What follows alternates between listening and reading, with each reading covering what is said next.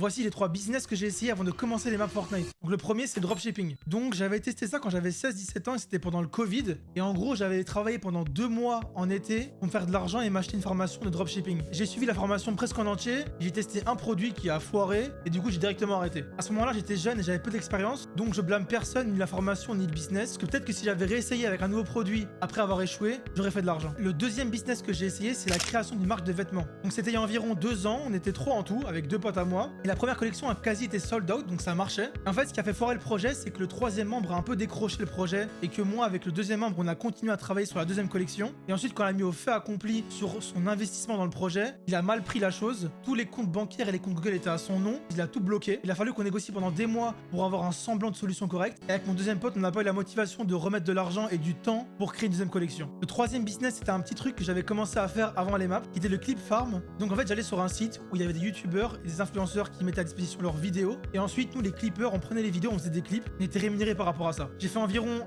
200-300 euros en un mois et j'ai renoncé à ce business parce que en fait après j'ai commencé les maps Fortnite. Et donc oui j'ai fait 3 business qui ont foiré, mais hormis l'argent j'ai appris beaucoup de choses et sûrement sans ces 3 échecs j'aurais jamais réussi à faire ce que j'ai fait maintenant. Donc si tu veux en apprendre plus sur ma vie d'entrepreneur, n'hésite pas à t'abonner.